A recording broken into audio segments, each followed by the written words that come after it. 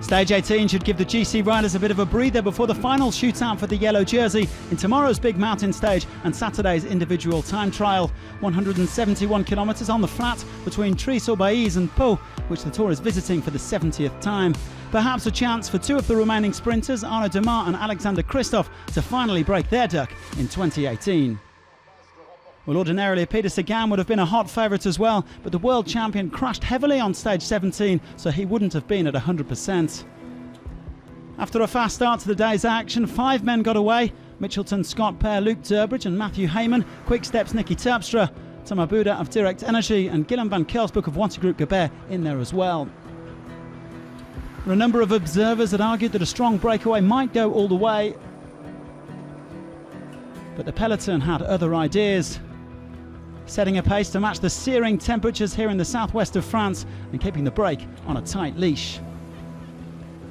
Well, then a reminder that even straightforward stages have their dangers. A crash in the peloton bringing Nairo Quintana back down to earth after his superb win yesterday.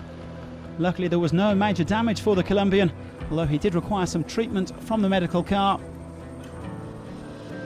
The gap to the breakaway briefly flirted with the 2-minute mark, but they were never getting away. UAE and FDJ doing the lion's share of the work up at the top for Christophe and DEMARE. Now the peloton finally put the brake out of their misery with just over 16 kilometres to go, and the team's getting into position for the final sprint. Bora Hansgrohe putting the hammer down for Sagan, but the world champion found himself boxed in heading to the line. In the end, it was a domestic duel between DEMARE and Christophe Laporte, and it was the FDJ sprinter who had the legs, surging to the line for his second Tour de France stage win.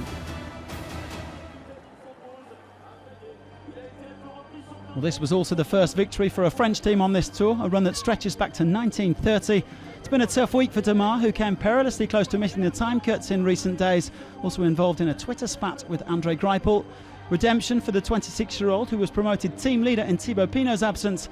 He adds to his win on stage 4 last year. It was worth it. I mean, that's what I kept saying to myself in the tough moments. I just kept believing. My legs are fine, it's just that I'm not the best in the mountains, and that's nothing new. But I didn't give up. I kept believing in my chances of victory in the rare sprints that were left, Pau and the Champs-Élysées. And now I've done it. The team believes in me, my friends and my wife believe in me. And I had a huge amount of support when I was in the mountains. That was really amazing. I want to dedicate my victory to all those people. So DEMARE taking the win just ahead of Christophe Laporte. Another podium for Christophe. Edvald Boasson-Hagen and Sonny Colbrelli completing the top 5 with Sagan in 8th. Geraint Thomas keeps the yellow jersey for an 8th day, matching Greg van Avermaet's efforts from the early part of the tour. No changes in the GC, so the Welshman still has 1 minute and 59 seconds over Tom Dumoulin. If today was about the sprinters, tomorrow the GC will be front and centre, a monster mountain stage between Lourdes and Arons. Just over 200 kilometres to cover, with the iconic Col de Tourmalet at the halfway stage. A second Haut category climb, the Col de Bisque, awaits before the final descent. The battle for the Maillot Jaune could well be decided on stage 19, so don't miss it. Join us again on Friday, and thanks for watching.